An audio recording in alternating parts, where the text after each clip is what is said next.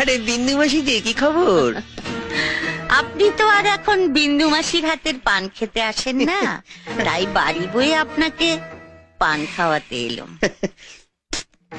সম্পর্কটা এখানেই শেষ করে দিলেন সামন্ত মশাই? আমি জীবনে অনেক হারামি দেখেছি, কিন্তু আপনার মতো এক পিসও দেখিনি। এই যে সাদা ধুতি পাঞ্জাবি পরে মন্ত্রী হয়ে হিল্লি দিল্লি ঘুরে বেড়াচ্ছেন, কার জন্যে? আমার জন্যে, এই বিন্দুবাসীর জন্যে। ভোটের সময় বুথের সামনে বোমা ফেলে ছাপ্পা মেরে আমার ছেলেরা 60% ভোট আপনার পকেটে ঢুকিয়ে দিয়েছিল। তারপর আপনি জিতেছিলেন, তারপর আপনি মন্ত্রী হয়েছেন। আমি কি সে কথা একবারও অস্বীকার করেছি মাসি? চুপ হারামজাদা, আগে আমাকে শেষ করতে দে। আমাকে কথা দিও টিকিটটা বাবলু কোলেকে পাইয়ে দিলি। আপনার পার্টি আমাকে টিকিট দিক বা না দিক, ভোটে আমি দাঁড়াচ্ছি ওই বাবলু কোলের বিপক্ষে। ভোটের এখনো অনেক দেরি আছে, তার আগেই আপনি জানতে পেরে যাবেন কে জিতেছে, ওই বাবলু কোলে না এই বিন্দু মাসি। তারপর দেখ কেমন লাগে।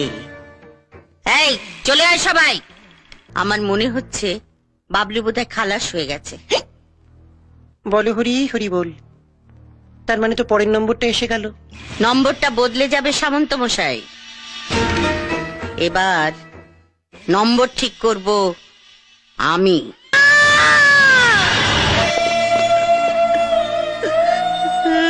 মুন্না, মুন্না।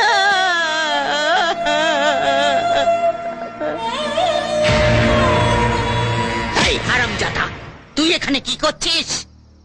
লাশটাকে মর্গে পাঠাবো। পাঠা পাঠা, আরো কয়েকটাকে পাঠিয়ে দিচ্ছি, সেগুলোকেও পাঠিয়ে দিবি। এই গাড়ি নিয়ে আয়। কি হয়েছে? কি হয়েছে? শালি, বল বল তোর জামাই কোথায়? বাড়ি নেই। বাড়ি নেই? কোথায় গেছে বল। জানি না। জানি না? জানি না না?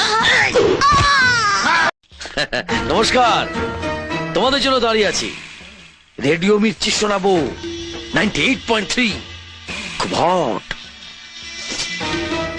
তোর হটের গুষ্টি মা। এই রাস্তা থেকে সরে দাঁড়া, না হলে কিন্তু গায়ের উপর দিয়ে গাড়ি চালিয়ে দেব। পারবে না, পারবে না। পুলিশের পোশাকটা খুলে ফেলার পর আমি এই নতুন কাজটা নিয়েছি।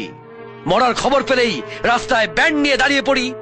কখন মরা পড়বে, শকুন আসবে, আর আমিও রেডিও মির্চির তালে তালে টিং টিং টিং টিং টিং টিং টিং টিং টিং ব্যান্ড বাজাবো। তোর বাজনা নিকুচি করি।